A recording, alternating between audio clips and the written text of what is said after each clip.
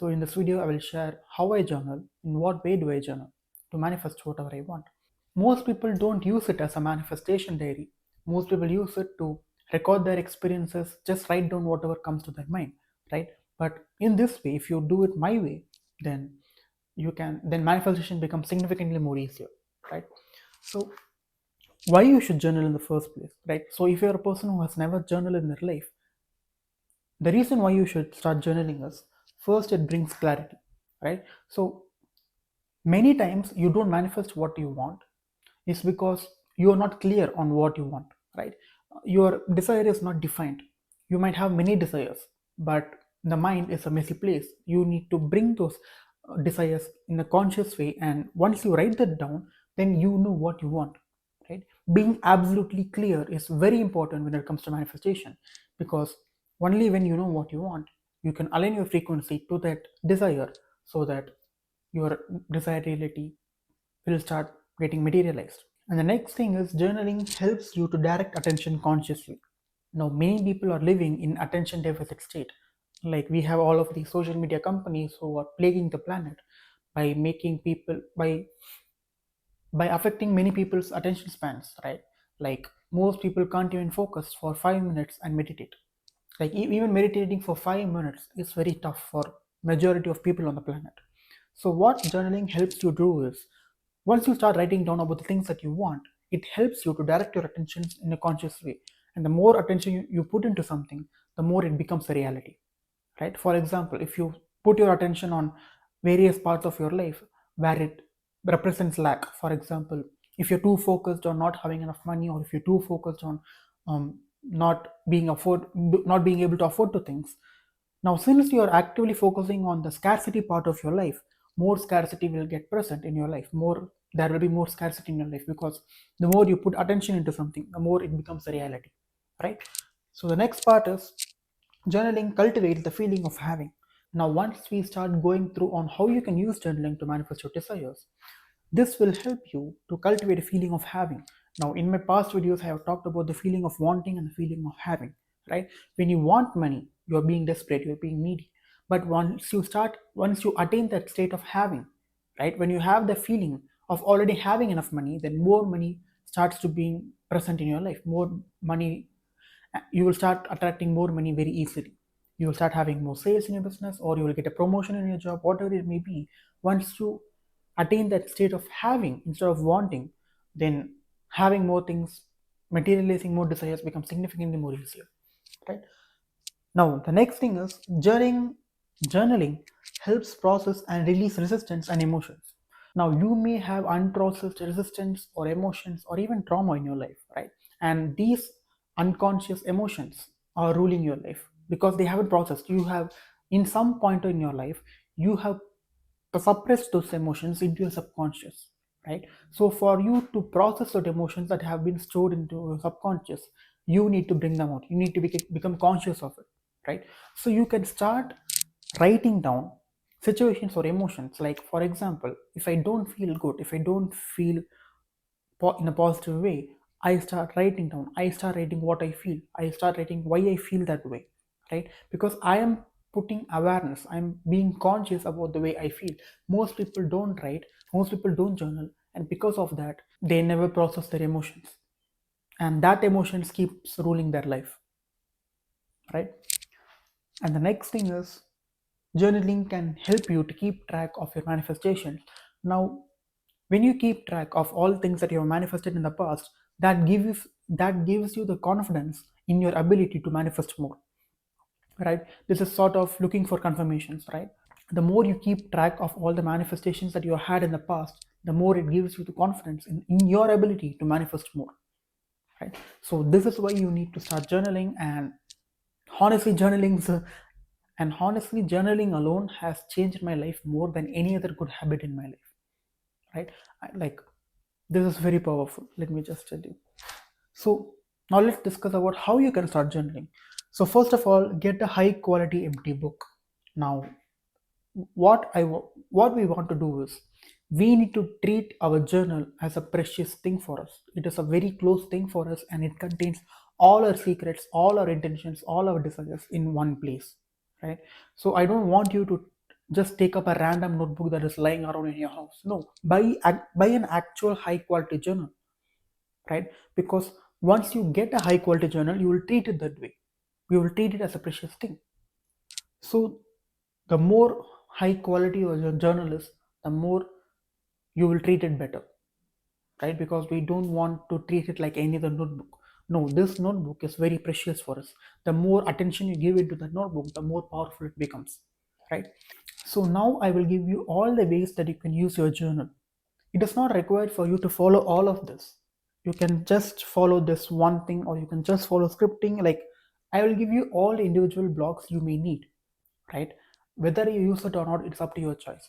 I mix and match all of this, right? When you look into my journal, I would have all of this, but that doesn't necessarily mean that I'm using all of this every day, right? So one day I might script, or one day I might write a to-do list, or one day I might write down my intentions. I'm going to discuss all of this, but there are no rules in writing a journal, right? Because the more rules you set, the more it limits your freedom. Like, the thing is, there are no rules, right? This is how I follow, right? So I will give you all the ways that I use my journal. You can take what resonates with you, and you can leave what doesn't, right? There are no rules. The only one rule is there are no rules.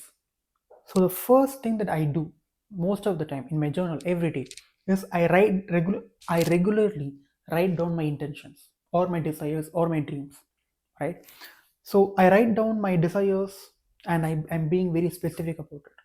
So whenever you write down your intentions or your desires, you need to be as specific as possible, right? So here are some rules. So when it comes to writing intentions, there are some rules for you to follow in order for you to manifest.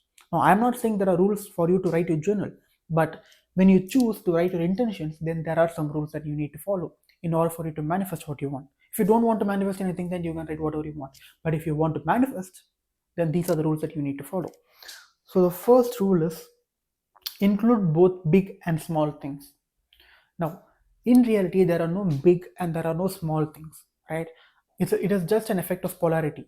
It is we, the humans, who differentiate between what is small and what is big. But to the universe, there are no small goals and there are no big goals. Everything is just a goal or a dream or a desire, right? So, whenever you're writing down your intentions, you need to include both big and small things, right? So, for example, so let's say I want to lose a pound in this week. So I will write, I am losing 1 pound this week. And for example, when want to write a big thing, I might write, so this month I am making $20,000. Now that is relatively big for some people. It will be relatively small for some people, right? It is completely relative to you. But but but in your intention list, always have a mix of both big and small things, right? And the next is, mix and match with be, do, have. So here I've given an example of intention list, right? So you can write who do you want to be, or you can write what do you want to have, or you can write what you want to do, right? So for example, I want to be the person who always makes 5 sales a week. Or you can say, I want to be a person who makes $20,000 per month. Or you can say, I want to be a person who has 100,000 subscribers on YouTube. And for do, you can say, I am a person who always go to the gyms 5 times a week. Or you can say, I am a person goes to the who does 20 minutes of meditation every day. And for have, you can say, I have way more money than I can spend. And the next rule in writing intention list is, always write in the past tense or the present tense. So here I have given some examples, right? So so this is how I write my intentions. So the first example is, I am losing 1 pound every week easily. It is not saying I will lose 1 pound, right? It is saying I am losing 1 pound every week. It is very important for you to write your intentions in the past tense or the present tense. Now you can also write it as, I have lost 1 pound last week. Even though it has not materialized into physical reality, you can still write it in the past tense, or you can still write it in the present tense. That is what makes this exercise so powerful. So I have written, I am losing 1 pound every week easily. And you can also write it as, I am grateful for having way more money than I can spend. This is an example of have, right? And I also written, I am recording one video every day consistently. I am recording one video every day consistently. Now, this is an example of do. This is how you write your intention list. And it doesn't matter what you write, and your intention list will change every day. So it just matters on how you feel, right? But what I recommend is having the same intentions for a week or for a month until they materialize into physical reality, right? And once you have written down your intentions, it is always better. I mean, you need not do it every day, but if you do it every day, it is very powerful. Which is feel the emotion behind each intention. So if I am losing 1 pound every week easily, I will feel that way, right? I will feel the emotion that is behind that intention. So you might write, okay, I am making $10,000 this month. Now, what I want you to do is, I want you to feel on how you would feel if that intention became materialized into physical reality, right? Once you start feeling the emotions behind those intentions, and that is what makes this exercise way more powerful. And you need not do this every day, but doing it frequently makes it significantly more powerful, right? Now, this is how you write intention list, right? Always write it in the present tense or in the past tense. Never write it in the future tense. Never write it like I will try to achieve it, I will achieve it, I hope I achieve it, I will maybe achieve it. No, you either write it in the past tense or you write it in the present tense. I am making this much amount of money, I am losing this much amount of weight, I have a girlfriend who loves me dearly. Those are like some examples, right? Now, the next way you can use your journal is scripting. Now, this also I do maybe once or twice a week, and this is also a very powerful exercise.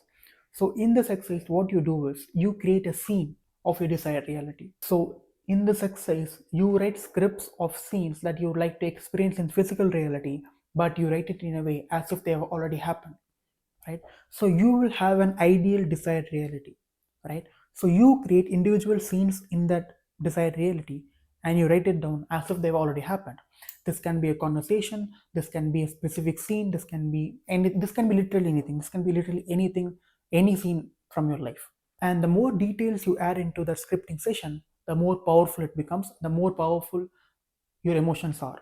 Because when you write it in a way that is as much details as possible, then emotion starts coming up. And these are the emotions that you would feel if you were in your desired reality. Right? So the easiest way for you to bring those emotions to feel the way that you would feel if you were in your desired reality is through scripting. Right? So when you describe a scene as if it has already happened and it is a scene from your desired reality, then you start feeling the emotions you would feel as if you were in your desired reality. And that makes manifesting significantly more easier. And the next way you can use your journal is awareness or reflections or grateful or being grateful list, right? So in this exercise, you're just recording the experiences that you're having in life. You're just being aware of it, right? You can just write whatever comes to mind. That is essentially what awareness is. And you can reflect back on past events. You can write it out how it could have happened, right? Which is also similar for life rewrites, which I will explain a little further in the video. And you can also write things you're grateful for, right? Because in another video I have explained on how being grateful can lead you to your desired reality. And to give you a spoiler, now I will condense it down because I have so little time now. So when you feel grateful for the things you have, you switch from the wanting state to the having state, right? So once you switch to the having state, you embody the feeling of having instead of wanting.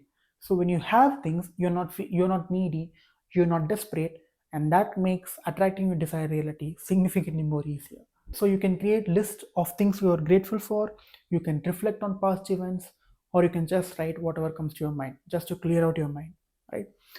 And the next way you can use your journal is confessions. Now this is very powerful.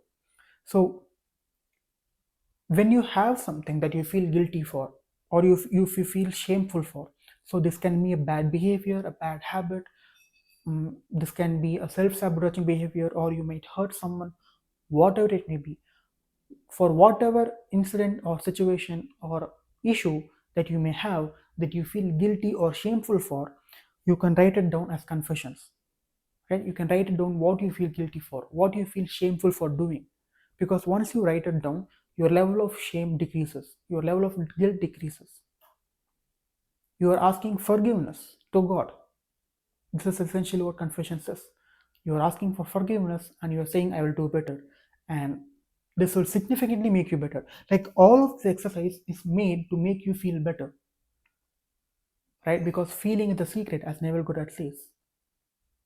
So, confession is also a very powerful way to release negative emotions, to release resistance, and to release negative emotions. Right?